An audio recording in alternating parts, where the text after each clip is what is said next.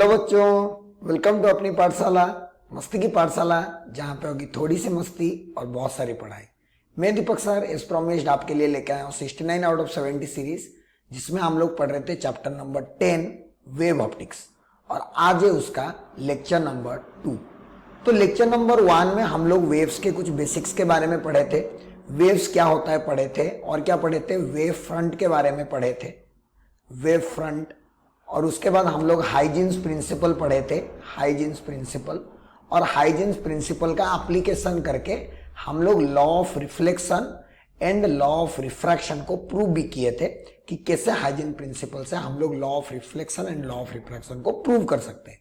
उसके बाद हम लोग पढ़े थे कि अगर हमारा प्लानर वेव को रिफ्रैक्शन कराया जाए, रिफ्लेक्शन करवाया जाए प्रिज्म में, लेंस में, मिरर में, तो उनके शेप कैसे बनते थे, उनकी क्या शेप चेंज होता था, इन सब के बारे में हम डिटेल डिस्कशन कर चुके हैं लेक्चर नंबर 1 में।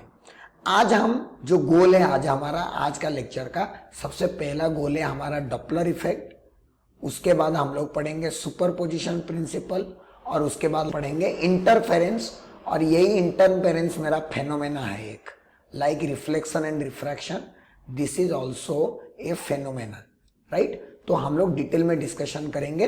तो चलिए शुरू करते हैं आज का क्लास बिना कोई टाइम वेस्ट के। सबसे पहला topic Doppler effect. Doppler effect क्या है ना, डॉपलर इफेक्ट क्या है ना, जब भी हमारा सोर्स मूविंग होता है, when there is relative motion between, relative motion हो रहा है, मतलब या तो बताता हूं, relative motion between source and observer. मतलब मेरा सोर्स है यहां पे, सपोज सोर्स, ये सोर्स लाइट प्रोड्यूस कर रहा है, यहां पे ऑब्जर्वर है, तो या तो मेरा ऑब्जर्वर इधर मूव करे या इधर मूव करे, ये भी इधर मूव करे या इधर मूव करे। अगर सोर्स और ऑब्जर्वर के बीच में रिलेटिव मोशन हो रहा है, चाहे कोई एक मूव चाहे कोई दोनों ही मूव करे, देन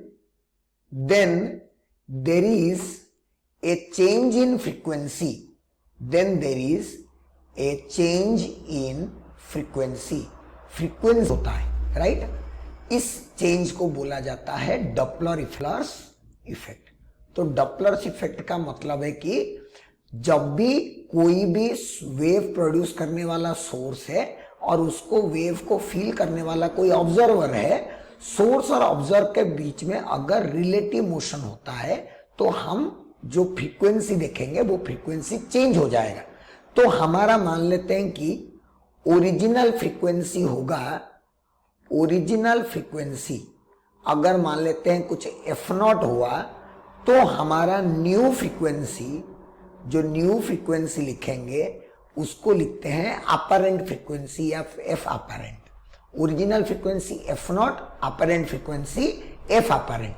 देयरफॉर जो चेंज इन फ्रीक्वेंसी होगा, चेंज इन फ्रीक्वेंसी वो कितना होगा, फ्रीक्वेंसी दैट इज f0 पहले था माइनस एफ अपरेंट अब हो गया, तो यही मेरा चेंज हुआ। इसको डेल्टा एफ से लिखेंगे, डेल्टा फ्रीक्वेंसी और चेंज इन फ्रीक्वेंसी। क्या मेरी बात क्लियर है? डॉपलर इफेक्ट का मतलब होता है कि जब भी सोर्स और ऑब्जर्वर के बीच में कभी भी मोशन हो जाए, चाहे सोर्स मूव करना स्टार्ट कर दे या ऑब्जर्वर मूव करना स्टार्ट कर दे या दोनों ही मूव करना स्टार्ट कर दे, एक दूसरे के पास पास मूव करे या फिर एक दूसरे से दूर दूर मूव करे, जैसे भी हो, अगर रिलेटिव मोशन कभी भी हो गया तो रियल में सोर्स जो फ्रीक्वेंसी दे रहा होगा वो फ्रीक्वेंसी हमें ऑब्जर्व नहीं होगा, हमें एक नया फ्रीक्वेंसी ऑब्जर्व होगा, और उस नया फ्रीक्वेंसी को हम लोग क्या बोलते हैं, अपरेंट फ्रीक्वेंसी। तो जो चेंज इन फ्रीक्वेंसी होगा वो इतना होगा। सबसे पहली बात इसमें जो याद रखने वाली बात है, Doppler effect is applicable to, Doppler effect, ये जो फ्रीक्वेंसी के बारे में बात की है, दिस इफेक्ट इज एप्लीकेबल किसको, लाइट और साउंड को, is applicable for light wave, light को अभी हम लोग पढ़ने वाले हैं, light wave and sound wave. Sound wave का डॉपलर इफेक्ट इसमें हम लोग पढ़ने वाले हैं कि लाइट वेव का डॉपलर इफेक्ट क्या होता है, ठीक है। समझ में आ गया डॉपलर इफेक्ट क्या होता है और डॉपलर इफेक्ट में फ्रीक्वेंसी चेंज होता है। अब बात यह है कि सर ये फ्रीक्वेंसी चेंज क्यों होता है? अब सोर्स अगर रेस्ट में है या फिर सोर्स अगर मूव कर रहा है या फिर जो रिलेटिव मोशन हो रहा है तो सर फिर ये फ्रीक्वेंसी में चेंज क्यों होता है, क्यों फ्रीक्वेंसी चेंज हो जाता है, उसका रीजन हम लोग पता करेंगे एक एनिमेटेड वीडियो के साथ, जो कि हमारा नेक्स्ट वीडियो है। ठीक है, चलो नेक्स्ट वीडियो पे चलते हैं। ये देखो, ये मेरा है जब मेरा सोर्स, अब ये मेरा सोर्स है ना, दिस इज द सोर्स, ये मेरा सोर्स है, दिस इज माई सोर्स। मैं कलर चेंज कर लेता हूं, दिस इज माई सोर्स, ये मेरा सोर्स है ना, दिस इज माई सोर्स। ये कैसा सोर्स है ना? स्टेशनरी सोर्स है। स्टेशनरी सोर्स मतलब the source which is at rest. Stationary source है, स्टेशनरी का मतलब रेस्ट है ना। अब देखो इस साइड में जो आदमी होगा, इस साइड में अगर ए है और इस साइड में कोई पॉइंट बी है, तो ये जो गैप है, ये देखो ये जो गैप है, ये जो गैप है दो के बीच में है ना, द गैप, दोनों के बीच में जो गैप है यहाँ पे प्रोड्यूस हो रहा है, यहाँ पे पहला वाला आ रहा है ना, ये जो दोनों के बीच में गैप है दिस इज कांस्टेंट। तो लैम्ब्डा यहाँ पे लिख सकता हूं, lambda for A, the A जितना लैम्ब्डा ऑब्जर्व करेगा is equals to lambda for B, क्योंकि दो ट्रफ और क्रेस्ट के बीच में डिस्टेंस होता है। तो ये जो डिस्टेंस, एक ट्रफ, ये जो वेव है ना, ये ऐसा प्रोड्यूस हो रहा है, राइट, ऐसा प्रोड्यूस हो रहा है। तो ये पॉइंट और ये पॉइंट के बीच में जो डिस्टेंस होता है उसको क्या लिखते हैं हम लोग? लैम्ब्डा से। तो देखो इस साइड दो के बीच में जो डिस्टेंस हो रहा है, इस साइड भी दो के बीच में वो डिस्टेंस हो रहा है। तो lambda for A is equals to lambda for B. Stationary source के लिए हम लोग ऐसा देखते हैं। अब नेक्स्ट वीडियो में देखते हैं, इधर देखो, ये देखो सोर्स मूव कर रहा है, ये सोर्स इधर मूव कर रहा है, source is moving, this is the source and the source is moving source. अब ध्यान से देखो, अगर अच्छे से तुम इस वीडियो को देखोगे तो तुम्हें पता चलेगा कि इस साइड अगर पॉइंट ए है और इस साइड अगर पॉइंट बी है, तो अभी पॉइंट ए जो है, देखो इस साइड का गैप कम हो गया, this is a smaller gap, but इस साइड का गैप ज्यादा हो गया। देखो ये वाला देखो, ज्यादा हो गया कि नहीं, ज्यादा हो गया कि नहीं। तो ये लैम्ब्डा फॉर ए, यहाँ पे जो ए लैम्ब्डा ऑब्जर्व करेगा is less than lambda for B, lambda for A is less than lambda for B. A जितना लैम्ब्डा ऑब्जर्व करेगा वो कम होगा। और हमारा फ्रीक्वेंसी का फॉर्मूला क्या होता है? Frequency equals to velocity by lambda, है ना, सी बाई लैम्ब्डा होता है या फिर वेलोसिटी बाई लैम्ब्डा। तो अगर लैम्ब्डा कम हुआ, therefore frequency for A will be greater than frequency for B, है कि नहीं? बी का फ्रीक्वेंसी ज्यादा होगा और ए का फ्रीक्वेंसी कम होगा। तो हम क्या सीखे ना, अगर अब कभी भी अगर हमारा सोर्स टूवर्ड्स ऑब्जर्वर मूव करे, टूवर्ड्स ऑब्जर्वर के पास अगर मूव कर रहा है, तो हमारा लैम्ब्डा क्या होता है? वेवलेंथ, देखो इसके तरफ मूव कर रहा है तो ज्यादा है, तो लैम्ब्डा इंक्रीजेस और फ्रीक्वेंसी डिक्रीजेस। लेकिन हमारा अवे फ्रॉम ऑब्जर्वर मूव करे, तो हमारा लैम्ब्डा क्या होता है? वेवलेंथ देखो कम आया ए का, मतलब डिक्रीजेस, इसका मतलब फ्रीक्वेंसी हमारा इंक्रीजेस। अच्छा, हम अगर इलेक्ट्रोमैग्नेटिक स्पेक्ट्रम की बात करें, जैसे यहां पे देख लो, ये हो गया मेरा स्टार और मतलब ये हो गया मेरा सोर्स। स्टार का मतलब सोर्स जिसमें से लाइट प्रोड्यूस हो रहा है। ये स्टार कैसा है? स्टेशनरी, रेस्ट में है, स्टेशनरी स्टार। तो इसका वेलोसिटी 0 लिखा है, मतलब ए जो वेवलेंथ ऑब्जर्व कर रहा है, जो मैं एक्सप्लेन किया था वेवलेंथ, ये भी वही वेवलेंथ ऑब्जर्व कर रहा है। तो constant wavelength detected by both A and B, दोनों सेम वेवलेंथ ऑब्जर्व कर रहे हैं। लेकिन यहां पे बी क्या हुआ ना, बी लेस वेवलेंथ ऑब्जर्व किया, क्योंकि इसका वेवलेंथ छोटा है और इसका वेवलेंथ बड़ा है। तो ए डिटेक्ट्स ए लॉन्गर वेवलेंथ, ज्यादा वेवलेंथ, मतलब वेवलेंथ इंक्रीज करता है और फ्रीक्वेंसी डिक्रीज करता है। इसको हम लोग क्या बोलते हैं? Red shift. क्यों? क्योंकि हमारा B I B G Y O R जो 7 कलर है, इसमें ऐसे देखेंगे तो वेवलेंथ क्या होता है? इंक्रीज करता है ऐसे डायरेक्ट, मतलब रेड का हाईएस्ट वेवलेंथ है, तो जब भी वेवलेंथ इंक्रीज हो रहा है मतलब वो रेड कलर की तरफ शिफ्ट हो रहा है ना, इधर वेवलेंथ इंक्रीज। उसी तरह बी डिटेक्ट्स स्मॉलर वेवलेंथ, मतलब बी के लिए क्या हो गया ना, टुवर्ड्स द ऑब्जर्वर मूव किया सोर्स, तो अगर टुवर्ड्स द ऑब्जर्वर मूव किया तो ब्लू शिफ्ट होगा, क्योंकि इसमें लैम्बडा क्या होता है डिक्रीज और फ्रीक्वेंसी क्या होता है इंक्रीज, तो इसको बोलते हैं हम लोग ब्लू शिफ्ट, क्योंकि वेवलेंथ इधर की तरफ डिक्रीज करता है तो हम लोग उसको ब्लू कलर से डिनोट करते हैं ऐसे, इधर की तरफ ये लैम्बडा डिक्रीजेस तो इसको बोलते हैं हम लोग ब्लू शिफ्ट। जब भी लैम्बडा डिक्रीज होगा तो क्या बोलेंगे हम उसको ब्लू शिफ्ट, जब भी लैम्बडा इंक्रीज होगा हम उसको क्या बोलेंगे रेड शिफ्ट। तो रेड शिफ्ट और ब्लू शिफ्ट का मतलब समझ में आना चाहिए, और ये कब होता है मैंने बताया था, जब source towards the observer move करे। मैं लिख देता हूं दोनों, अभी बताया था मैंने ए में, मतलब देखो ए किस साइड है, इस साइड, ए इस साइड लिया हुआ है तो ए से दूर जा रहा है, मतलब source moves observer, source away from observer, ये आपको याद रहना पड़ेगा। जब भी हमें रेड शिफ्ट की बात करें मतलब source away from the observer move हो रहा है, वेवलेंथ इंक्रीज हो रहा है और फ्रीक्वेंसी डिक्रीज हो रहा है। लेकिन बी डिटेक्ट्स, बी जो है बी के सोर्स के साथ मूव कर रहा है ना, सो मूव्स टुवर्ड्स ऑब्जर्वर, मैं भी ये दिखाया था टुवर्ड्स ऑब्जर्वर। क्या मेरी बात क्लियर है? तो मूविंग सोर्सेस की वजह से रियलिटी में क्या फर्क पड़ता है ना, वो जिसके तरफ चला जाता है सोर्स, जो ऑब्जर्वर के पास जा रहा होगा वो ऑब्जर्वर हमारा लो वेवलेंथ, लेसर वेवलेंथ डिटेक्ट करता है तो ब्लू शिफ्ट हो जाता है, और जिससे दूर जाता है वो हाई वेवलेंथ डिटेक्ट करता है, इसीलिए वो रेड शिफ्ट हो जाता है।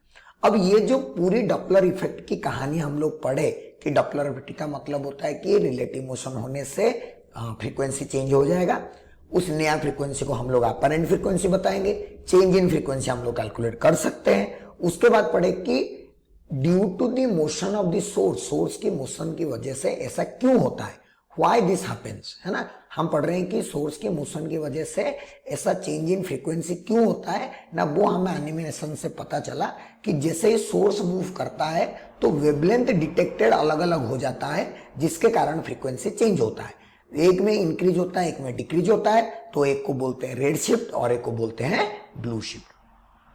क्लियर है? अब नेक्स्ट इसको हम लोग थोड़ा मैथमेटिकली सीखेंगे।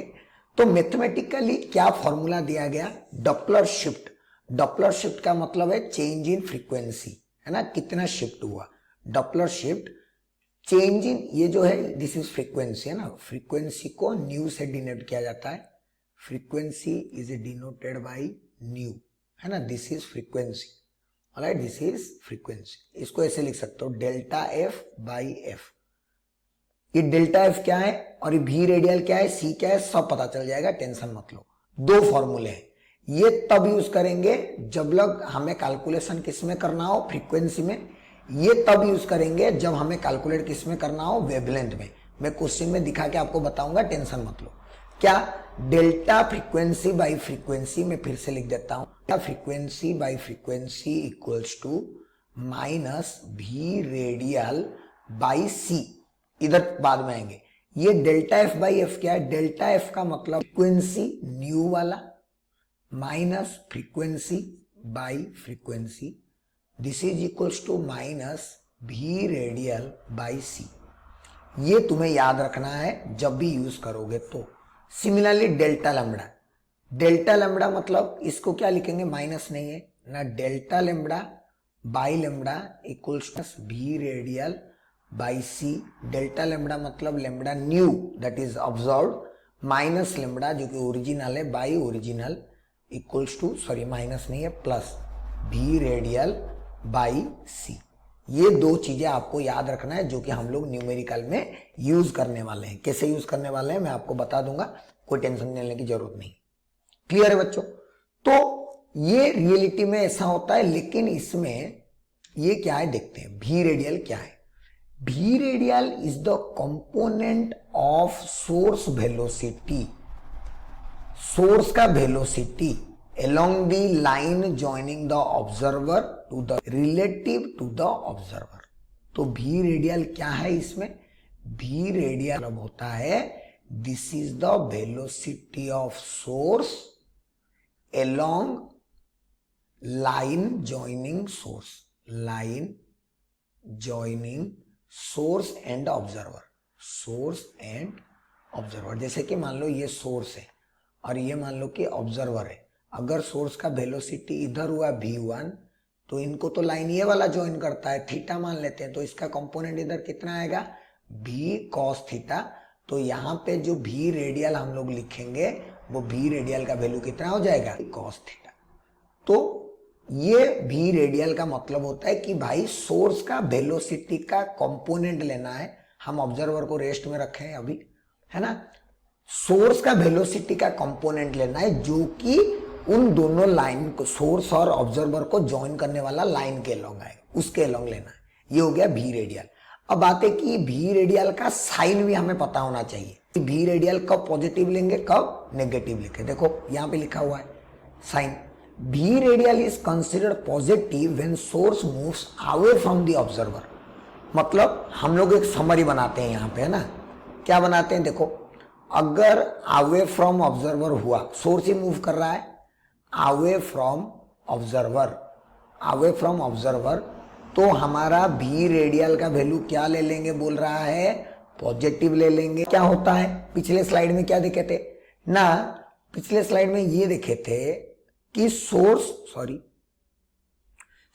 मूव्स जब भी करता है तो हमारा अवे फ्रॉम द ऑब्जर्वर जब भी मूव करता है तो रेड शिफ्ट होता है, और वेवलेंथ क्या होता है? इंक्रीज, फ्रीक्वेंसी क्या होता है? डिक्रीज। इसको हम लोग नेक्स्ट स्लाइड में लिख लेते हैं। देखो नेक्स्ट स्लाइड में लिख लेते हैं, away from the observer v radial positive, wavelength क्या होगा? वेवलेंथ इंक्रीजेस, फ्रीक्वेंसी डिक्रीजेस, और इस शिफ्ट का नाम हम लोग क्या देते हैं? Red shift.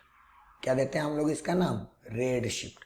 उसी तरह हम लोग दूसरा वाला भी लिख सकते हैं। दूसरा वाला क्या है ना, जब भी सोर्स टूवर्ड्स ऑब्जर्वर मूव करेगा, टूवर्ड्स ऑब्जर्वर, तो उस टाइम में भी रेडियल का फॉर्मूला क्या लेना है? नेगेटिव। उस समय में लैम्बडा क्या होगा हमारा? डिक्रीज। तो फ्रीक्वेंसी क्या होगा हमारा? इंक्रीज। और उस टाइम में हम लोग इसको क्या बोलेंगे? Blue shift. इतने समरी आपको याद रखना पड़ेगा, ये और ये दो चीजें आपका इंपॉर्टेंट आने वाला है।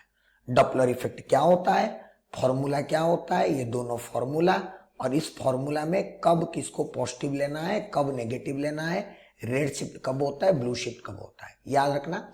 Away from observer positive, red shift, बस रेड शिफ्ट का मतलब है वेवलेंथ इंक्रीजेस, और उसका मतलब है कि फ्रीक्वेंसी डिक्रीजेस। इसीलिए आपको उतना टेंशन नहीं लेना पड़ेगा कि रेड शिफ्ट हो रहा है तो मतलब इंक्रीज डिक्रीज क्या अलग से याद नहीं रखने, कब इंक्रीज कब डिक्रीज वो अलग से याद नहीं रखने, वो अपने आप याद रह जाएगा। रेड शिफ्ट मतलब, रेड मतलब हाई वेवलेंथ कलर, तो इसीलिए इंक्रीजेस वेवलेंथ, वेवलेंथ जब भी इंक्रीजेस तो फ्रीक्वेंसी डिक्रीजेस। क्लियर है बच्चों? तो ये दो चीज आपको याद रखना पड़ेगा ये डॉपलर इफेक्ट में। इसके क्वेश्चंस कैसे आते हैं? बहुत सिंपल क्वेश्चंस आते हैं, जैसे कि simple, what is Doppler effect, what do mean by red shift, what do mean by blue shift. Simple से क्वेश्चंस, 3 क्वेश्चन हो गए।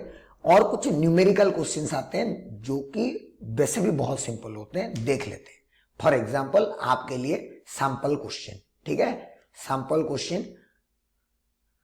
क्वेश्चन और एग्जाम्पल। सैंपल क्वेश्चन, चलिए क्वेश्चन पढ़ते हैं फिर सॉल्व करेंगे इसको। क्वेश्चन क्या बोल रहा है, आप अगर अच्छे से समझ गए कॉन्सेप्ट, क्वेश्चन पढ़ के वीडियो को 2 मिनट पॉज कर लो और सॉल्व करना है। 2 minute pause and solve, 2 minute pause and solve, ठीक है। अगर हो गया तो चेक करो अभी क्या कर रहा हूं मैं। बोल रहा है कि ए 6563 एंगस्ट्रॉम एच अल्फा पार्टिकल, मुझे पता नहीं ये सब क्या होता है, emitted by hydrogen in a star is found to be red shifted by 15 angstrom। ओहो, इसका मतलब क्या है ना, स्टार के अंदर आप पढ़ोगे एक्चुअली, इसमें अगर न्यूक्लियर चैप्टर में पढ़ोगे, फ्यूजन फिजन चैप्टर में, स्टार के अंदर हाइड्रोजन्स कंबाइन होके हीलियम में कन्वर्ट होते हैं, तो उस टाइम में कुछ एनर्जी रिलीज होता है। जो एनर्जी रिलीज होता है, मान लो कि कुछ 9 दिया हुआ है, तो हमारा जो लेमड़ा ओरिजिनल है, ओरिजिनल वाला लेमड़ा है, वो ओरिजिनल वाला लेमड़ा हमारा कितना है, वो गिवन है 6563 एंगस्ट्रॉम। ठीक है, 6563 एंगस्ट्रॉम। ओके, अब क्या हो रहा है ना, रेड शिफ्ट हो रहा है। कौन सा शिफ्ट? Red shift. अब याद करेंगे हम लोग जो पढ़े थे, रेड शिफ्ट कब होता है? जब moves away, moves away, moves away from observer. Source जब भी ऑब्जर्वर से अवे मूव करता है तब रेड शिफ्ट होता है, और उस टाइम में हम लोग भी रेडियल को क्या लिखते हैं? पॉजिटिव। भी रेडियल को क्या लिखते हैं? पॉजिटिव। ये आपको याद रखना पड़ेगा, है ना, हैशटैग। चलिए, रेड शिफ्ट होता है। Estimate the speed with which the star is receding, मतलब हमें भी का वैल्यू निकालना है। हमारा फॉर्मूला क्या कहता है ना, अकॉर्डिंग टू फॉर्मूला, जो फॉर्मूला हम पढ़े हैं, delta lambda by lambda is equals to V radial by C. अच्छा, डेल्टा रेडियल देखो, ये जो 15 एंगस्ट्रॉम, ये रेड शिफ्ट हुआ कितना ना, रेड शिफ्ट हुआ 15 एंगस्ट्रॉम, मतलब ये लेम्डा हुआ कि इतना चेंज हुआ, तो डेल्टा लेम्डा का वैल्यू हो गया 15 एंगस्ट्रॉम बाई लेम्डा ओरिजिनल कितना दिया है? 6563 angstrom. This is equals to V radial हमें नहीं पता, बाई सी का वैल्यू होता है 3 into 10⁸ metre per second, that is the speed of light, right. इसको अगर सॉल्व करेंगे, दिस इंप्लाइज भी रेडियल का वैल्यू आपका आ जाएगा 15 इंटू 3 इंटू 10⁸ बाई 6563।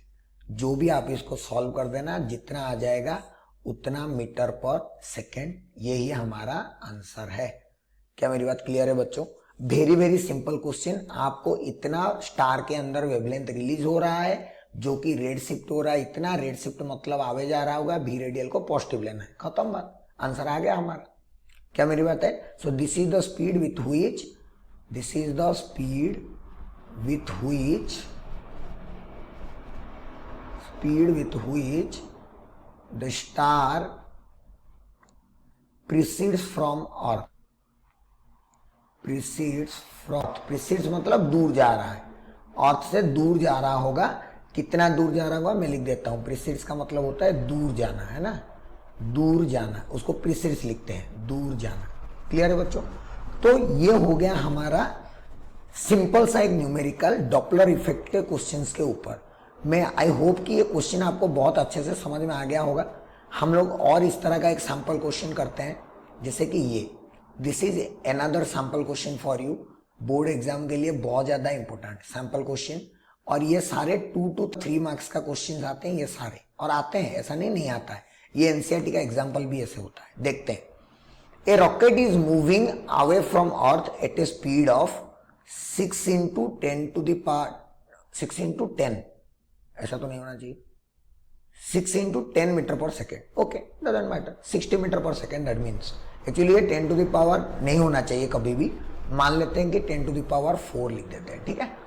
तो a rocket is preceding from earth at a speed of 10⁻⁴ metre per second. The rocket has a blue light on it, what will be the wavelength of light recorded by an observer on earth. मतलब मेरा observer अर्थ के ऊपर है, और ये मेरा rocket है यहाँ पे, जो कि मेरा सोर्स है। ये मेरा यहाँ पे ब्लू लाइट लगा हुआ है, दिस इज माई सोर्स, है ना, रॉकेट, जिसके ऊपर ब्लू लाइट लगा हुआ है, this becomes the source and it is moving away from earth, this is the earth,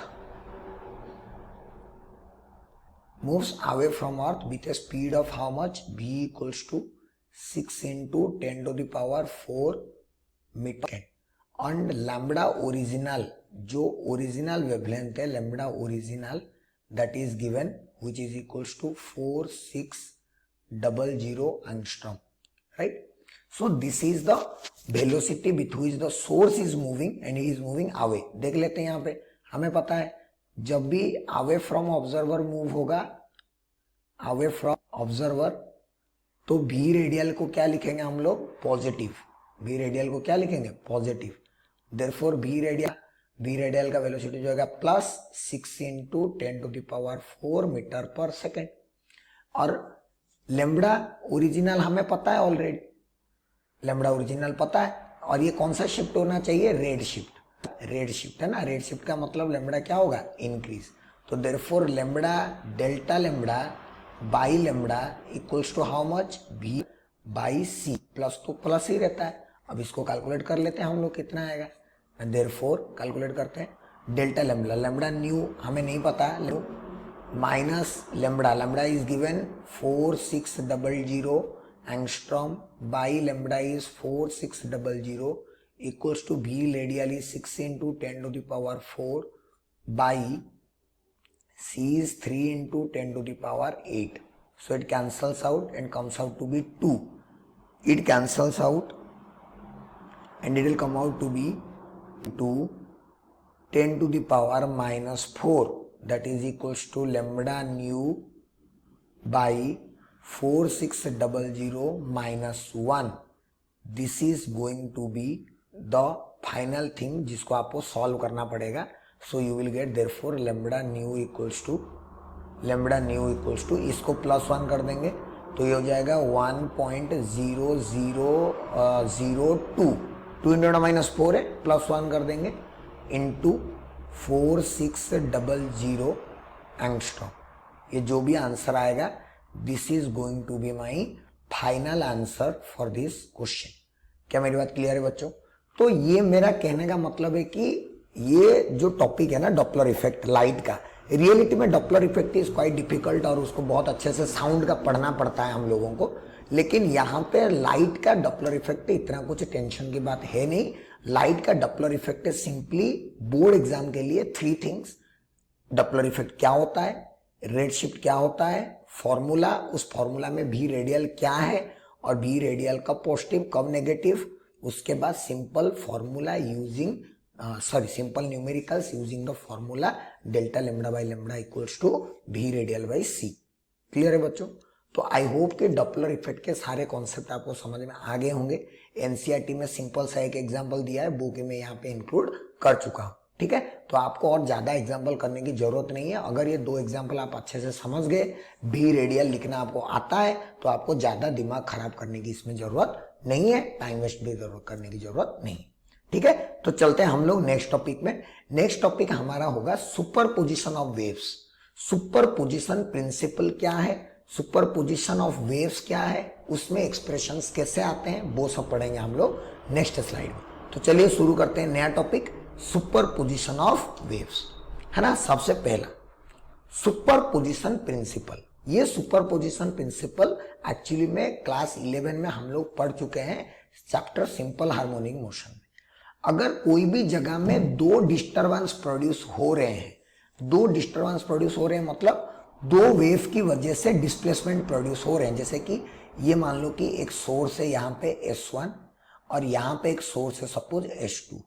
ये ऐसे ये एक पॉइंट है x1 दूरी पे, तो इसके वजह से y1 कुछ डिस्टरबेंस प्रोड्यूस हुआ.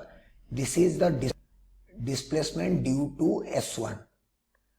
और ये जो सोर्स 2 है ये भी यहाँ पे कुछ डिस्प्लेसमेंट एक साथ प्रोड्यूस कर रहा है. So this displacement due to S2, 2 displacement यहाँ पे प्रोड्यूस किए, मतलब यहाँ पे टोटल डिस्प्लेसमेंट कुछ ना कुछ प्रोड्यूस होगा. तो यहाँ पे जो टोटल डिस्प्लेसमेंट प्रोड्यूस होगा वो according to the particular point in a medium the resultant displacement produced by a number of waves, यहाँ पे मैं 2 ले रहा हूं, is the vector sum of displacement produced by each of the waves. ये wave produce किया y1, ये produce किया y2, तो y0 will be vector sum of y1 vector plus y2 vector, y2 vector.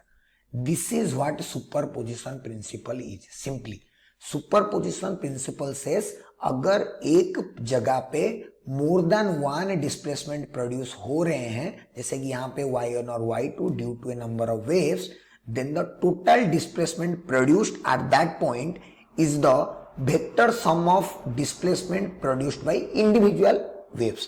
ये प्रोड्यूस किया y1, ये आप समझ सकते हो. इसको मैं आपको थोड़ा अच्छा वाला बना के दिखाता हूं. मान लो कि मेरे पास एक वेव है, ये ये एक वेव है जो कि प्रोड्यूस कर रहा है y1 और वो एक्सप्रेशन है y1 equals to a cos omega t। This is simply the equation of the disturbance और SHM। बिकॉज ये सारे जो डिस्प्लेसमेंट प्रोड्यूस हो रहे हैं ना ये SHM के वजह से। मैं बताया था हम लोग सिंपल हार्मोनिक वेव्स के बारे में प्रोड्यूस पढ़ते हैं, तो जो भी डिस्प्लेसमेंट प्रोड्यूस होगा वो SHM में होगा। तो a cos omega t produce कर रहा है एक wave.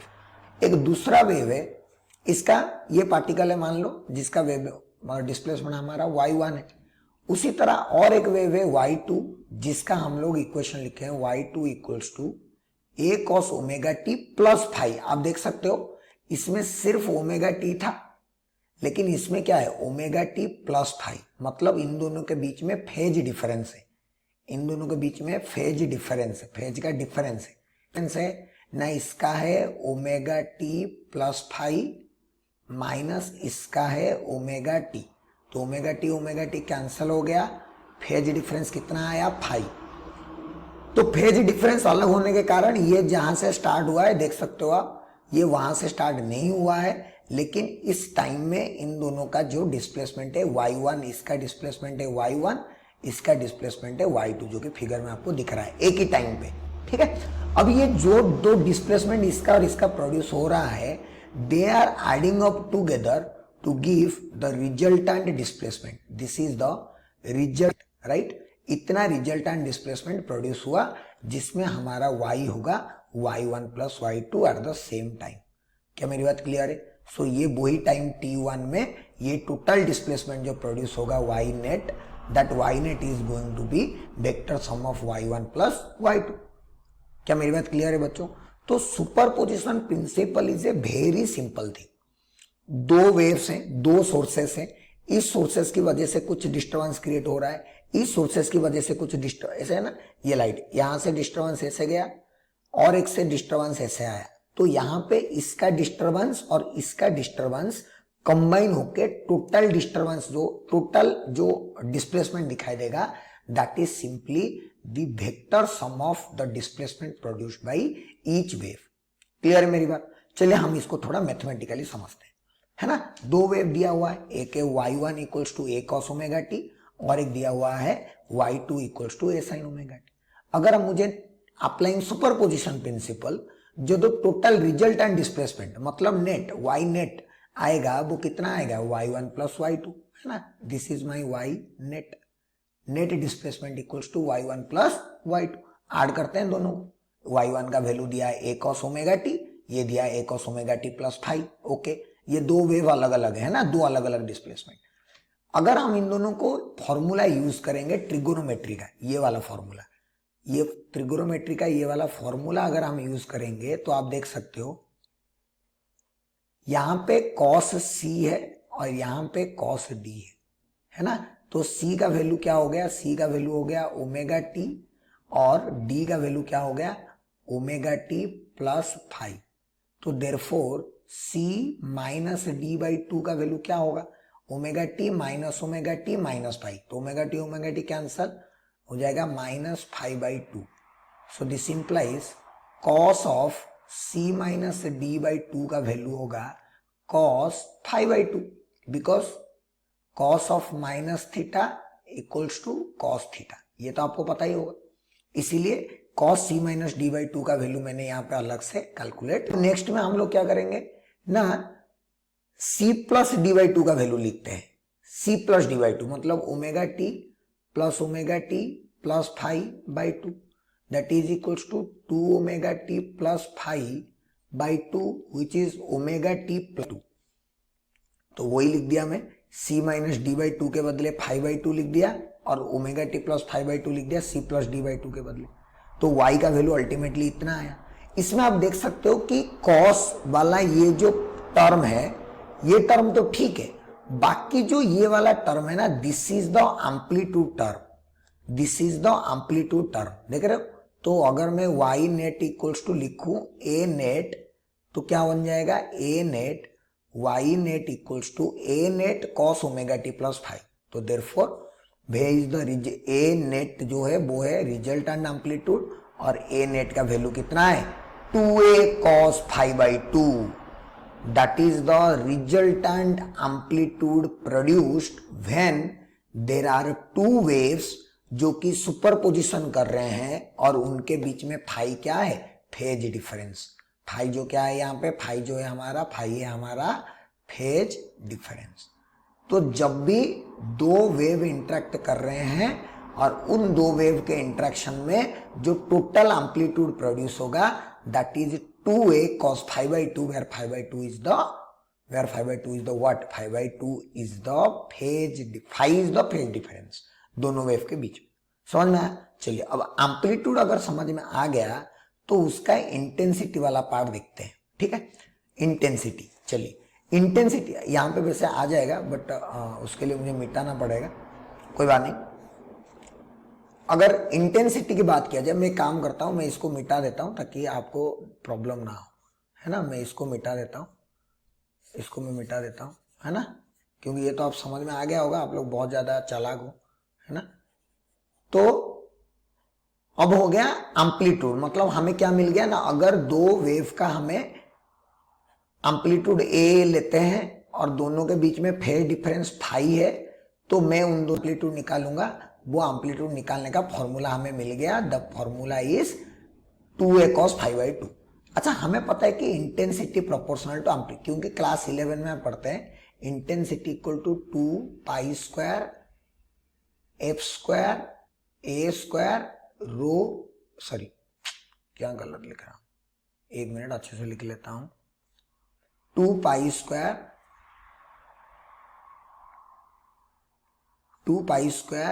F square a square row B. ये फॉर्मूला होता है रियलिटी में इंटेंसिटी का, अगर आप अच्छे से देखेंगे क्लास 11 में। तो अगर सेम मीडियम हो गया तो रो सेम हो जाएगा, रो सेम हो जाएगा हमारा, फ्रीक्वेंसी तो सेम सोर्स हो गया, तो हमारा जो इंटेंसिटी है that will be directly proportional to amplitude का square. Intensity will be directly square. तो अगर मैं नेट इंटेंसिटी देखूंगा तो that will be proportional to net amplitude का स्क्वायर, है कि नहीं। तो देख लेते हैं, तो हमारा जो नया इंटेंसिटी आएगा that will be proportional to net amplitude का स्क्वायर, और नेट एम्पलीट्यूड कितना है हमारा 2a cos phi by 2 इसका होल स्क्वायर। तो क्या आ जाएगा हमारा I equals to a square cos square phi by 2। अच्छा, अगर हमारा इंटेंसिटी जो इनिशियल इंटेंसिटी है that will be proportional to a square, तो मैं डायरेक्टली क्या लिख सकता हूं, a इक्वल्स टू, यहाँ पे लिखा है ये चीज, देयरफॉर मैं डायरेक्टली क्या लिख सकता हूं ना, I equals to I naught cos square phi by 2 where I naught is the of intensity of each wave. क्या मेरी बात क्लियर है? हम लोग क्या क्या सीखे, मैं अच्छे से समझा देता हूं फिर से, कि दो वेव लिए, एक वेव लिए y1 equals to a cos omega t और एक वेव लिए y2 equals to a cos omega T plus phi by 2, जिनके बीच में फेज डिफरेंस कितना है, फाई, आप देख सकते हैं। अब इन दोनों को सुपर इम्पोज कराना है, तो y1 प्लस y2, तो उनको cos c plus cos d का फॉर्मूला अप्लाई किया, तो मेरा y नेट का जो इक्वेशन आया वो आया a cos omega T plus phi by 2। इसका मतलब कभी भी अगर मैं दो वेव जिनका एम्पलीट्यूड a है और फेज डिफरेंस फाई है, उनको सुपर इम्पोज कराऊं, मतलब दोनों को ऐड कराऊं, तो जो टोटल डिस्प्लेसमेंट प्रोड्यूस होगा वो गिवन होगा हमारा, total amplitude will be 2a cos phi by 2, और इंटेंसिटी प्रोपोर्शनल टू एम्पलीट्यूड का स्क्वायर होता है अकॉर्डिंग टू दिस फॉर्मूला। तो therefore intensity will be amplitude, net amplitude का square, that will be 4a square cos square phi by 2। Again I not will be a square, क्योंकि ये initially है तो यहाँ पे पुट कर देंगे, तो I equals to I naught cos square phi by 2। This is the expression for intensity. समझ में आ गया? तो देयरफॉर हमारा दो चीजें मिला, एक मिला कि जब नेट एम्पलीट्यूड आएगा 2a cos phi by 2 और हमारा नेट इंटेंस आएगा 4I not cos square phi by 2। ये दो चीजें हमें याद रखना है। These are the results from superposition principle. तो आपको सुपरपोजिशन प्रिंसिपल क्या है समझ में आ गया। सुपरपोजिशन प्रिंसिपल को कैसे यूज करके हम लोग टोटल एम्पलीट्यूड और टोटल इंटेंसिटी फाइंड आउट करते हैं, वो भी हम लोग डेरिवेशन सीख लिए, और ये बहुत इंपॉर्टेंट डेरिवेशन है, how to use superposition principle to find the total amplitude and total intensity of the two waves that are interacting और superimposing. क्लियर है बच्चों? चलिए, तो सुपरपोजिशन प्रिंसिपल हम लोग यूज करके एम्पलीट्यूड और इंटेंसिटी का हम लोग मतलब समझ लिए. अच्छा, अब ये जो दो वेव कंबाइन होके हमें एक नया एम्पलीट्यूड दे रहे हैं या नया इंटेंसिटी दे रहे हैं ना, इस प्रोसेस को हम लोग बोलते हैं इंटरफेरेंस. इस प्रोसेस को हम लोग क्या बोलते हैं? Interference. This is the very important phenomena, interference. Definition पढ़ते हैं इसका. सबसे पहले इंटरफेरेंस का डेफिनेशन क्या है ना? The phenomena of one wave, एक वेव है, इंटरफियरिंग विथ अनदर, एक वेव और एक वेव के साथ इंटरफियर करेगा and resulting redistribution of energy in the space around the two sources of disturbance is called interference of waves. मतलब दो वेव, ये दो सोर्स होंगे अलग अलग, इस सोर्स का वेव और इस सोर्स का वेव मिलेंगे और जहां भी मिलेंगे सामने अलग अलग जगह पे, they will redistribute their energy. मतलब इसका कुछ इंटेंसिटी, इसका एनर्जी मतलब इंटेंसिटी, इसका कुछ इंटेंसिटी, इसका कुछ इंटेंसिटी आएगा, वो सामने अलग अलग जगह में अलग अलग इंटेंसिटी शो करेंगे, है ना. इंटरफेरेंस बिटवीन टू और more lights is just an addition और सुपरपोजिशन प्रिंसिपल. अब समझे हम सुपरपोजिशन प्रिंसिपल क्यों पढ़े थे?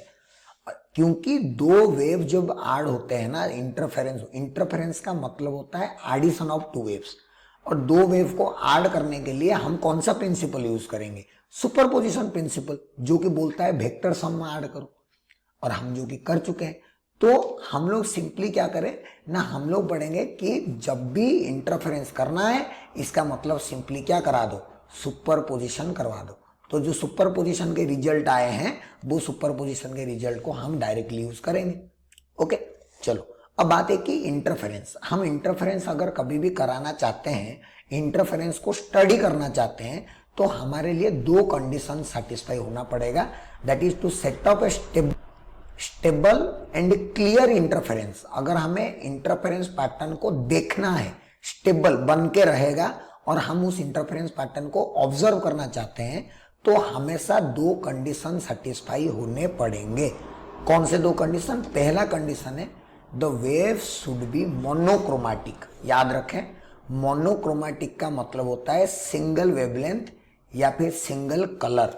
सिंगल वेवलेंथ या फिर सिंगल कलर लिखा हुआ है, सिंगल वेवलेंथ, या फिर ऐसे भी आप समझ सकते हो, इसका मतलब होता है कि सिंगल कलर का होना चाहिए, या तो रेड या तो ग्रीन या तो ब्लू, एक ही कलर का हम लोगों को लाइट डालना चाहिए, तब भी जाके वो मस्त इंटरफेरेंस पैटर्न दिखेगा. अगर कोई दो तीन कलर का मिक्स करके डाल दोगे तो प्रॉब्लम होगा. क्या प्रॉब्लम होगा बाद में पता चलेगा थोड़ी देर बाद. लेकिन सबसे पहला कंडीशन क्या है इंटरफेरेंस देखने के लिए? कि भाई एक वेवलेंथ का लाइट छोड़ो तब अच्छे से दिखेंगे. दूसरा कंडीशन है कि the sources must be coherent. ओहो, नया टर्म आ गया, ना, कोहेरेंट. नया टर्म आ गया, कोहेरेंट सोर्सेस, है ना. तो हमारा नेक्स्ट टॉपिक यही होने वाला है कि ये कोहेरेंट सोर्सेस है क्या. उसके बाद हम लोग इंटरफेरेंस, कोहेरेंट सोर्सेस कौन सा वाला है पहले पढ़ते हैं. चलिए तो शुरू करते हैं. कोहेरेंट सोर्सेस क्या है और इनकोहेरेंट सोर्सेस क्या है? दो टाइप के ही सोर्सेस होते हैं, कोहेरेंट और इनकोहेरेंट. अगर हमें इंटरफेरेंस पैटर्न अच्छे से देखना है तो हमें कौन सा सोर्स चाहिए? हमेशा कोहेरेंट सोर्स चाहिए. इनकोहेरेंट सोर्सेस से हमें इंटरफेरेंस पैटर्न दिखाई नहीं देगा. क्या दिखाई देगा मैं बताऊंगा, लेकिन पहले समझते तो ले ये कोहेरेंट है क्या भाई. इतना बोला जा रहा है कोहेरेंट सोर्सेस है क्या. कोहेरेंट सोर्सेस का मतलब these are the sources of light which emit waves that have same frequency और जीरो और कांस्टेंट फेज डिफरेंस. या फिर इसको दूसरे के लैंग्वेज में लिखते हैं, और when the phase difference between sources, phase difference is independent of time, तब हम लोग वैसे सोर्सेस को क्या बोलेंगे? Coherent sources. जैसे कि ये मान लो S1 है, ये यहां पे कुछ प्रोड्यूस किया Y1 दैट इज इक्वल के sine omega T minus K x और कोई y2 प्रोड्यूस किया a sine omega T minus K x to, source 2 produce किया, ये x1 है ये x2 है। इन दोनों के बीच में फेज डिफरेंस है ना, फेज डिफरेंस को डेल्टा फाई से लिखते हैं। इनके बीच में फेज डिफरेंस जो आएगा डेल्टा फाई से लिखते हैं, वो कितना आ जाएगा, देखो ये हो गया omega T minus K X one minus omega T plus K X one X two. Omega T cancel हो गया, तो देयरफॉर क्या आ गया, this implies delta phi equals to K into x two minus x one, ऐसा आ गया delta phi का वैल्यू। एंड ये जो टर्म देख रहे हो ना, this is independent of time, क्योंकि यहाँ पे टाइम है ही नहीं, this is independent of time, यहाँ पे टाइम है ही नहीं। इसीलिए मैं क्या बोल सकता हूं ना, ये जो S1 और S2 है ये दोनों कैसे सोर्स हैं, कोहेरेंट सोर्स। मैं आपको यहाँ पे मैथमेटिकली इलुस्ट्रेशन करके दिखाया कि कैसे दोनों सोर्सेस को कोहेरेंट बोलेंगे, है ना। कि ये जो कभी भी फेज डिफरेंस आया, इस सोर्स का डिस्प्लेसमेंट लिखा, इस सोर्स का डिस्प्लेसमेंट लिखा a sin omega T minus K x to, और दोनों का फेज डिफरेंस लिखा, मतलब दोनों को माइनस किया, ये माइनस ये, तो हमारा ओमेगा टी कैंसिल हो गया, सॉल्व किया तो हमें मिला k into x two minus x one में। देखा इसमें तो टाइम है ही नहीं, इसका मतलब ये जो दो सोर्सेस का फेज डिफरेंस है वो इंडिपेंडेंट ऑफ टाइम है। और ये कब होता है, जब दोनों का सेम फ्रीक्वेंसी होता है। याद रखो, अगर फ्रीक्वेंसी सेम नहीं होगा तो ओमेगा अलग अलग हो जाएगा, ओमेगा अगर अलग अलग हो गया तो टी वाला टर्म कैंसिल ही नहीं होगा। तो इसलिए बोला जाता है कि उनका फेज डिफरेंस कांस्टेंट होने से चलेगा या जीरो होने से भी चलेगा, लेकिन हम लोग उनको क्या बोलेंगे, कोहेरेंट सोर्सेस। ये उसका ओरिजिनल डेफिनेशन है, when the phase difference is independent of time those two sources are called as coherent sources. एक एग्जांपल करके दिखाता हूं, ये देखो कोहेरेंट लाइट, ये जो सोर्सेस लिख रहे हैं, देखो ये जो निकल रहे हैं ये सारे, यहाँ पे ये सारे वेव्स जो हैं इनके बीच में यहाँ पे देखो फेज डिफरेंस जितना है, यहाँ पे ये दो के बीच में फेज डिफरेंस जितना है, यहाँ पे भी उतना है, यहाँ पे भी उतना है, यहाँ पे भी उतना है, यहाँ पे भी उतना है, यहाँ पे भी उतना है, मतलब same phase difference with time, same phase difference with time, time के साथ सेम रहता है इनका फेज डिफरेंस। इसीलिए ऐसा सोर्स को हम लोग क्या बोलेंगे, कोहेरेंट सोर्स। इसका उल्टा इनकोहेरेंट सोर्स, इनकोहेरेंट सोर्स कब बोलेंगे ना, जब सिंपली उनका रैंडम होगा, जो भी समझ सकते हो, है ना। और इनकोहेरेंट सोर्सेस ऐसे दिखेंगे रैंडम, यहाँ पे फेज डिफरेंस कुछ इतना था, यहाँ पे फेज डिफरेंस कुछ इतना हो गया, यहाँ पे फेज डिफरेंस कुछ इतना हो गया, फिर फेज डिफरेंस इतना हो गया, फिर इतना हो गया, फेज डिफरेंस बहुत ज्यादा है, कभी कुछ भी हो रहा है ना। Random phase difference with time, random phase difference, random phase difference. क्या मेरी बात समझ में आया? तो ये हो गया हमारा फेज डिफरेंस जब कांस्टेंट रहता है तो कोहेरेंट सोर्सेस बोलते हैं, और इनकोहेरेंट। तो हमारा कोहेरेंट सोर्सेस में ही क्या होता है ना, इंटरफेरेंस शो करते हैं, इंटरफेरेंस इज शोन एबल, दोनों इंटरफेरेंस होगा भी और विजिबल भी होगा। लेकिन इनकोहेरेंट में क्या होगा ना, इंटरफेरेंस हैपेंस, इंटरफेरेंस होता है, interference happens but not visible, happens but not visible. Confusing question आपको कभी कभी पूछ भी सकता है कि कोहेरेंट सोर्सेस होने से क्या इंटरफेरेंस नहीं होगा, ऐसा नहीं है। इनकोहेरेंट सोर्सेस होने से भी इंटरफेरेंस होगा, लेकिन उस इंटरफेरेंस को हम लोग विजिबल नहीं होगा, हम देख नहीं सकेंगे उस इंटरफेरेंस पैटर्न को। अगर इनकोहेरेंट सोर्सेस हुआ तो, कोहेरेंट सोर्सेस अगर हुआ तो इंटरफेरेंस होगा भी और हम उसको देख भी पाएंगे। इसीलिए आपको समझना पड़ेगा कि कोहेरेंट होने से ही इंटरफेरेंस होगा, ऐसा नहीं है। इंटरफेरेंस हमेशा होता है वेव्स में, लेकिन प्रॉपरली विजिबल होगा जब वो दोनों सोर्सेस कोहेरेंट होंगे। अगर इनकोहेरेंट हो गए तो विजिबल नहीं होगा, लेकिन होगा इंटरफेरेंस। क्लियर है मेरी बात? तो कोहेरेंट सोर्सेस और इनकोहेरेंट सोर्सेस आपको समझ में आ गया। नेक्स्ट ये आपको देखेंगे तो आपको पता चलेगा कि कैसे होते हैं। देखो कोहेरेंट सोर्सेस, ये देखो लाइट प्रोड्यूस हो रहा है यहाँ से, है ना, यहाँ से देखो पहले लाइट प्रोड्यूस कर रहा है, फिर ये लाइट प्रोड्यूस कर रहा है, लेकिन दोनों एक साथ लाइट प्रोड्यूस कर रहे हैं। देख रहे हो, एक साथ ग्रीन या फिर एक साथ ब्लू, देखो एक साथ ग्रीन या फिर एक साथ ब्लू। इसीलिए ये जो दो सोर्सेस हैं, ये दोनों सोर्सेस कोहेरेंट सोर्सेस है ना, कोहेरेंट सोर्सेस। अब देखो ये दोनों सुपरपोजिशन हो रहे हैं, तो कहीं पे इंटेंसिटी यहाँ पे प्रोड्यूस कुछ जीरो इंटेंसिटी प्रोड्यूस कर रहे हैं, जीरो इंटेंसिटी, लेकिन यहाँ मैक्सिमम इंटेंसिटी प्रोड्यूस कर रहे हैं। तो इस तरह से हमारा वो होता है कि हम ये बता सकते हैं कि कोहेरेंट सोर्सेस जब होंगे तो कोहेरेंट सोर्सेस की वजह से किस तरह से प्रोड्यूस होते हैं वो हम लोग देख सकते हैं इसमें, कि कोहेरेंट सोर्सेस की वजह से किस तरह से प्रोड्यूस होता है वेव्स हम लोग देख सकते हैं। ठीक है, ये देखो नेक्स्ट। अब कोहेरेंट सोर्सेस हमें पता चल गया कि कोहेरेंट सोर्सेस क्या होते हैं, इनकोहेरेंट सोर्सेस क्या होते हैं। कोहेरेंट सोर्स में ही इंटरफेरेंस होता है और इनकोहेरेंट सोर्सेस में इंटरफेरेंस नहीं होता है, यह हम लोग पढ़ चुके हैं अभी तक, है ना। अब हम लोग पढ़ेंगे कि इंटरफेरेंस होता है तो कितने टाइप का अच्छा एक चीज मैं और आपको यहाँ पे बता देता हूँ, relation between phase difference and path difference. Relation between phase difference and path difference, ये मैं आपको बता देता हूं क्या है और ये लोगों को कैसे रिप्रेजेंट करते हैं। पाथ डिफरेंस, है ना, ये चीजें समझते हैं हम लोग। फेज डिफरेंस जो है ना, फेज डिफरेंस, फेज डिफरेंस इसको लिखते हैं डेल्टा फाई से, लेकिन जो पाथ डिफरेंस हो, पाथ डिफरेंस उसको लिखते हैं डेल्टा एक्स से, है ना। जैसे कि मान लेते हैं कि यहाँ पे मेरा एक सोर्स है S1 और यहाँ पे मेरा एक सोर्स है S2, यहाँ पे एक पॉइंट है P। ये सोर्स 1 से जो वेव निकलेगा वो वेव ऐसे ट्रैवल करके कर P पे आके पहुंचेगा, है ना। ये डिस्टेंस अगर x1 हुआ तो x1 is the path travelled by the wave from S1, x1 is the path of S1।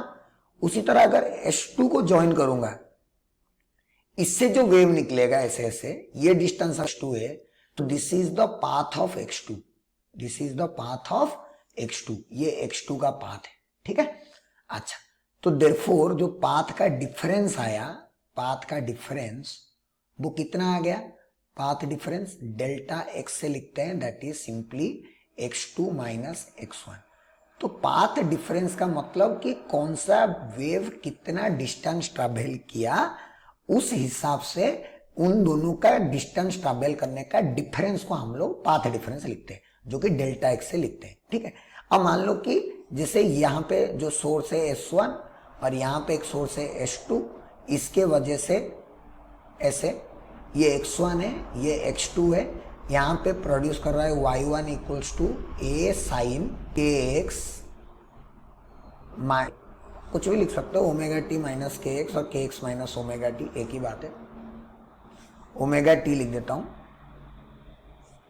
a sine omega T minus kx, और ये प्रोड्यूस कर रहा है y2 इक्वल्स टू kx1 आएगा, ये सॉरी x1, और ये आएगा a sine omega T x2, ऐसे इसका भी फाई जीरो, इसका भी फाई जीरो, दोनों का जो फेज डिफरेंस आएगा, फेज डिफरेंस, ये कैसे सोर्सेस लिया हूं मैं, देखो सेम ओमेगा है ना, ये दोनों सोर्सेस का सेम ओमेगा है, सेम ओमेगा, इसका मतलब same frequency, therefore S1 and S2 are coherent. ये भूलना मत, कोहेरेंट कैसे पता चलेगा, जब दोनों का फ्रीक्वेंसी क्या होगा, सेम होगा, मतलब दोनों का ओमेगा क्या होगा, सेम होगा, तब हम लोग बोलेंगे। तो फेज डिफरेंस कितना आएगा, इसका फेज डिफरेंस है ओमेगा x1 माइनस इसका है ओमेगा टी माइनस और minus plus kx2, omega t cancel, k into x2 minus x1, and this x2 minus x1 is nothing but your delta x. तो delta phi equals to k delta x. This implies delta phi equals to k. k क्या होता है, 2 pi by lambda into delta x. This is the relation between phase difference and path difference. ये जब तक पता नहीं होगा, ये जब तक पता नहीं होगा तब तक हम आगे नहीं बढ़ सकते, क्योंकि अभी तुरंत यूज होगा। देखिए कि कंस्ट्रक्टिव, हमारे इंटरफेरेंस दो टाइप के होते हैं, एक होता है कंस्ट्रक्टिव, उसके बाद और एक पढ़ेंगे डिस्ट्रक्टिव। पहले कंस्ट्रक्टिव, कंस्ट्रक्टिव इंटरफेरेंस मतलब जब दो वेव मिलके मैक्सिमम इंटेंसिटी देते हैं, when the intensity is maximum, when intensity is maximum, उसको बोलते हैं constructive interference. Intensity is maximum, तब हम इसको क्या, कंस्ट्रक्टिव इंटरफेरेंस। और इंटेंसिटी का फॉर्मूला क्या आया था, इंटेंसिटी का फॉर्मूला आया था cos square phi by to. तो इसका मैक्सिमम वैल्यू कब होगा, ये तो कांस्टेंट हो गया, जब होगा आई का मैक्सिमम वैल्यू तब होगा जब cos square phi by two का मैक्सिमम होगा। Cos square phi by two का मैक्सिमम वैल्यू कितना है 1, तो intensity will be maximum when cos square 5 by 2 equals to 1। अच्छा, cos square 5 by 2 equals to 1 का मतलब है cos 5 बाई 2 का वैल्यू प्लस माइनस 1 होना चाहिए। स्क्वायर है ना, रूट ओवर ले लूंगा, प्लस माइनस 1।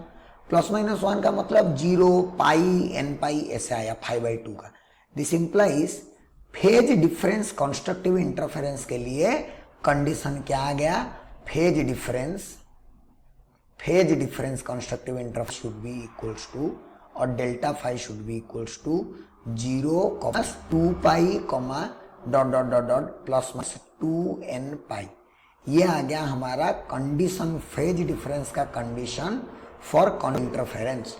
उसी तरह अगर मैं इसको फेज डिफरेंस डेल्टा फाई को मैं अगर पाथ डिफरेंस में कन्वर्ट करूं, therefore 2n plus sorry not 2n plus 1 कितना दिया है 2 पाई बाई लेम्बडा, हमारा फॉर्मूला है 2 pi by lambda delta x. तो दिस इंप्लाइज डेल्टा एक्स का वैल्यू क्या आ जाएगा, डेल्टा एक्स का वैल्यू आ जाएगा lambda into 2n pi by 2 पाई। तो 2 पाई कैंसल, आ गया n लैम्बडा। n लैम्बडा का मतलब ये है कि जब लैम्बडा का वैल्यू डेल्टा एक्स का वैल्यू n लैम्बडा होगा तब ये कंस्ट्रक्टिव इंटरफेरेंस दिखाई देगा।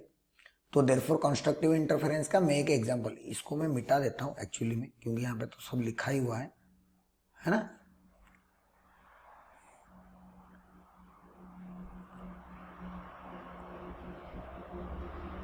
हाँ है ना, ये मैं मिटा देता हूं ताकि यहाँ पे आपको सब कुछ दिख जाए अच्छे से। तो कंस्ट्रक्टिव इंटरफेरेंस तब होगा जब ये कंडीशंस होंगे, फेज डिफरेंस होगा दिस। तो अगर मैं ये फॉर्मूला लगाऊं उस हिसाब से, तो मेरा जो फेज डिफरेंस इज 2n पाई और path difference is n lambda.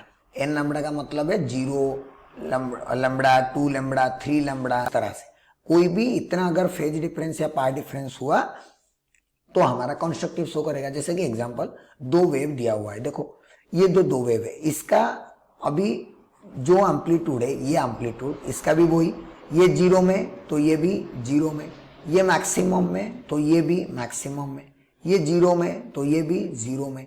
तो इन दोनों के बीच में फेज डिफरेंस हमेशा 0 है। दिस इज 0 वाला phase difference.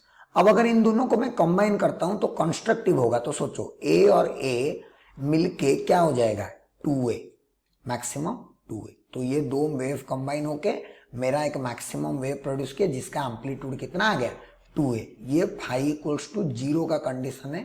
Phi equals to 0 का मतलब डेल्टा एक्स का वैल्यू भी 0, देयरफॉर A का वैल्यू जो आएगा A net equals to formula into A cos of 5 by 2, cos of 0 by 2 that equals to 2A। इसीलिए मेरा यहाँ पे नेट एम्पलीट्यूड कितना प्रोड्यूस हो रहा है 2A प्रोड्यूस हो रहा है ना। और इंटेंसिटी कितना प्रोड्यूस हो रहा है, therefore I max, maximum intensity कितना प्रोड्यूस हो रहा है ना 4I not cos square 5 by 2 is 1। cos square 5 by 2 का वैल्यू ही 1 हो गया है डायरेक्टली, तो cos स्क्वायर 5 बाई 2 का वैल्यू 1 डाल देते हैं। तो देयरफॉर मैक्सिमम जो प्रोड्यूस हो सकता है वो है हमारा कितना, ये this is the value I max equals to 4I naught. This is the maximum intensity produced. This is the condition for maxima in terms of waves, path difference. This is the condition in terms of phase difference. ये दोनों का convert क्या है, ये उसका। Next है destructive interference. Destructive interference तब होता है जब हमारा इंटेंसिटी क्या हो जाता है, when the intensity is minimum, when the intensity is minimum. जब इंटेंसिटी मिनिमम होता है तब मिनिमम देखते हैं। हमारा आई नेट का फॉर्मूला क्या आया था 4I not cos square 5 by 2 तब होगा जब cos स्क्वायर 5 बाई 2 का वैल्यू भी क्या होगा मिनिमम, और इसका मिनिमम वैल्यू क्या होता है 0, क्योंकि स्क्वायर है तो मिनिमम वैल्यू 0। तो देखते हैं for destructive intensity should be zero, क्योंकि ये जीरो हो गया, देयरफॉर जो आई का मिनिमम वैल्यू होगा वो भी कितना होगा, जीरो, है ना। तो इंटेंसिटी क्या होना चाहिए, जीरो। अच्छा, intensity zero, I square cos by zero, zero सब हो गया। तो फाई का वैल्यू क्या आ गया, कंडीशन वैल्यू आ गया 2n plus 1 pi, 2n plus 1 pi is the condition. तो इसको अगर हम लोग पाथ डिफरेंस में लिखेंगे, इसका पाथ डिफरेंस आ गया डेल्टा एक्स, ये lambda by 2 pi, pi pi cancel हो जाएगा, तो देयरफॉर डेल्टा एक्स का वैल्यू क्या आ जाएगा 2n plus 1 whole into, this is the condition for delta x, जो कि हमारा डिस्ट्रक्टिव इंटरफेरेंस शो करेगा, है ना। यहाँ पे लिखा हुआ है, मैं फिर से क्यों लिखूं, समझ में आ गया। तो हमारा बेसिकली हम सोच रहे हैं कि हम जो सुपरपोजिशन प्रिंसिपल यूज किए, उस सुपरपोजिशन प्रिंसिपल से जो इंटेंसिटी का एक्सप्रेशन आया, उस इंटेंसिटी का एक्सप्रेशन से हम लोग कैसे फाइंड आउट कर रहे हैं कि कंडीशन मैक्सिमा का और मिनिमा का, मतलब कंस्ट्रक्टिव इंटरफेरेंस और डिस्ट्रक्टिव इंटरफेरेंस का क्या क्या कंडीशंस होंगे, है ना। जैसे कि ये एक वेव है, ये एक वेव है, देखो ये इसमें अगर ये यहाँ पे, इसमें ये अगर ऊपर चला गया तो ये नीचे चला गया, इसमें ये यहाँ पे, फिर यहाँ पे ये नीचे आ गया तो ये ऊपर आ गया। तो इनके बीच में फेज, ये ऑपोजिट फेज है, इनको आउट ऑफ फेज बोला जाता है ना, आउट ऑफ फेज बोला जाता है, मतलब इनके बीच में फेज डिफरेंस पाई है। तो अगर फेज डिफरेंस पाई हो गया तो उनका जो डेल्टा एक्स का वैल्यू हो जाएगा, डेल्टा एक्स वो हो जाएगा लेम्बडा बाई 2 पाई, मतलब लेम्बडा बाई 2। तो ये प्लस है, ये माइनस है, दोनों मिलके हमारा अल्टीमेटली टोटल क्या देंगे, एक straight line, because amplitude is going to be equal to a net is going to be equals to zero और इंटेंसिटी भी गोइंग टू बी जीरो। क्या मेरी बात समझ में आया। तो दो तरह के इंटरफेरेंस होते हैं, कौन से दो इंटरफेरेंस, कंस्ट्रक्टिव और डिस्ट्रक्टिव। कंस्ट्रक्टिव तब होता है जब हमारा इंटेंसिटी मैक्सिमम होना होता है, कब होगा ना, फाई का वैल्यू पता कर दिए, डेल्टा एक्स का वैल्यू एन लैम्बडा पता कर दिए, इन कंडीशंस में हमारा इंटेंसिटी मैक्सिमम होता है, दैट इज 4i0। और यही कंडीशन से, जिस कंडीशन में हमारा क्या शो करता है, मैक्सिमम इंटेंसिटी 4i0 और मिनिमम इंटेंसिटी तब शो करता है जब हम डिस्ट्रक्टिव इंटरफेरेंस होता है, डेल्टा एक्स का value 2n plus 1 lambda by 2। Condition समझ में आ गया। नेक्स्ट हम लोग पढ़ेंगे, ये देख सकते हो आप लोग कि कैसे प्रोड्यूस होता है। देखो ऐसे सोर्स, ये दो सोर्स है, ये एक है S1 और ये है S2, दो सोर्सेस हैं, कोहेरेंट सोर्सेस, ठीक है। दोनों कैसे सोर्सेस है, coherent sources. Coherent sources S1 और S2 ये प्रोड्यूस करें सोर्सेस, ऐसे देखो लाइट ये। अब अगर आप यहाँ पे देखोगे तो देखो ये सेंटर, यहाँ पे सेम कलर मिले हुए हैं, है ना, ये देख रहे हो, यहाँ पे सेम, लेकिन ये पॉइंट्स में ऑपोजिट कलर मिले हुए हैं। पहले सेंटर वाला देखो, यहाँ पे सिर्फ रेड और रेड मिले हुए हैं, है ना, रेड और रेड, यहाँ पे ब्लू और ब्लू, यहाँ पे रेड और रेड, इसलिए यहाँ पे ब्राइट बैंड दिखाई दिया, इसका मतलब इंटरफेरेंस हो रहा है, कंस्ट्रक्टिव इंटरफेरेंस हो रहा है।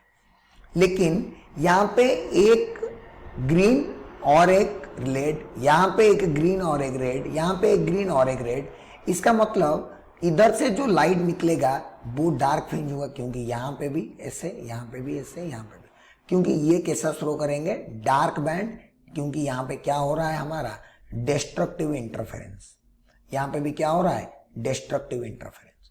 उसी तरह फिर से देखोगे तो यहाँ पे देखो क्रॉस सेम कलर के मिल रहे हैं, यहाँ पे भी क्रॉस सेम कलर के मिल रहे हैं, इसलिए फिर से कंस्ट्रक्टिव और फिर से डिस्ट्रक्टिव। इसका मतलब यह है कि अगर दो कोहेरेंट सोर्सेस लेते हैं, इस तरह से consecutive constructive and destructive pattern observe होगा, यही मेरा इंटरफेरेंस पैटर्न कहलाता है। इसी को हम लोग क्या बोलते हैं, इंटरफेरेंस पैटर्न, इसको हम लोग बोलते हैं इंटरफेरेंस पैटर्न।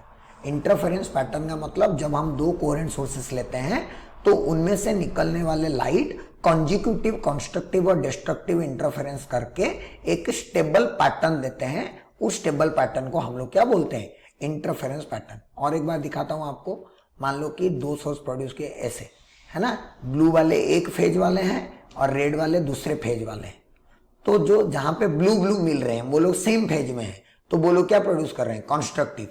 देखो फिर blue red destructive, blue red constructive. इसलिए ये सारे चीजें हम लोगों को आना चाहिए कि कंस्ट्रक्टिव इंटरफेरेंस का कंडीशन क्या है। मैं फिर से यहाँ पे लिख देता हूँ, देयरफॉर इधर समरी में पढ़ लेते हैं, है ना। समरी आज जो जो पढ़े उसका टोटल चीज बताता हूँ कि हमारा सेटअप स्टेबल अगर इधर चाहिए तो क्या होना चाहिए, मोनोक्रोमेटिक होना चाहिए। ये पहला कंडीशन होना चाहिए कि मोनोक्रोमेटिक, और दूसरा कंडीशन क्या होना चाहिए, मोनोक्रोमेटिक सोर्सेस होना चाहिए और दोनों सोर्सेस कोहेरेंट होना चाहिए। कोहेरेंट का मतलब बता दिया, टाइम इंडिपेंडेंट होता है। अगर दो इंटेंसिटी आता है इतना और एम्पलीट्यूड भी आता है, net amplitude equals to 2a cos π/2 आता है और नेट इंटेंसिटी आता है 4I0 cos square π/2। Condition for constructive interference phi equals to 2n pi, इसको डेल्टा फाई भी लिख सकते हो, that is the phase difference, और ये delta X equals to n lambda. ये condition for constructive interference. Condition for destructive interference ये है, और delta X for path difference 2n+1 λ/2। इसका मतलब है कहाँ कहाँ पे, 0 पे, लैम्बडा पे, 2 लैम्बडा पे, 3 लैम्बडा पे। इसका मतलब है कि λ/2 पे, 3 λ/2 पे, 5 λ/2 पे। ये सारे पाथ डिफरेंस के लिए, ये सारे पार्ट डिफरेंस के लिए डिस्ट्रक्टिव, ये सारे पार्ट डिफरेंस के लिए कंस्ट्रक्टिव इंटरफेरेंस होगा। तो आज के पूरे क्लास में बच्चों हम लोग सीखे कि डॉपलर इफेक्ट सबसे पहले क्या होता है, डॉपलर इफेक्ट के सिंपल न्यूमेरिकल्स। उसके बाद हम लोग पढ़े कि सुपरपोजिशन प्रिंसिपल क्या होता है, कैसे हम लोग सुपरपोजिशन प्रिंसिपल यूज करके एम्पलीट्यूड और इंटेंसिटी का एक्सप्रेशन फाइंड आउट करते हैं। उसके बाद पढ़े कि इंटरफेरेंस क्या होता है ना। इंटरफेरेंस का मतलब दो वेव कंबाइन करके अलग अलग एनर्जी डिस्ट्रीब्यूशन शो करते हैं और उसी को इंटरफेरेंस बोलते हैं। और इंटरफेरेंस पैटर्न देखने के लिए दो कंडीशन सेटिस्फाई होने चाहिए। वो कंडीशन ये कि कोहेरेंट होने चाहिए और मोनोक्रोमेटिक होना चाहिए। कोहेरेंट क्या होता है, नॉन कोहेरेंट क्या होता है, ये सभी मैंने आपको बता दिया है एग्जाम्पल के साथ, एनिमेशन के साथ। उसके बाद हम लोग पढ़े कि फाइनली दो टाइप के इंटरफेरेंस हो सकते हैं, कंस्ट्रक्टिव और डिस्ट्रक्टिव। कंस्ट्रक्टिव तब बोलेंगे जब इंटेंसिटी मैक्सिमम होगा, उसका कंडीशन क्या होगा, फेज डिफरेंस क्या होना चाहिए, पाथ डिफरेंस क्या होना चाहिए, ये सारी बातें हम लोग पढ़ चुके। और इसी के साथ आज का क्लास को हम यहीं पे खत्म करेंगे।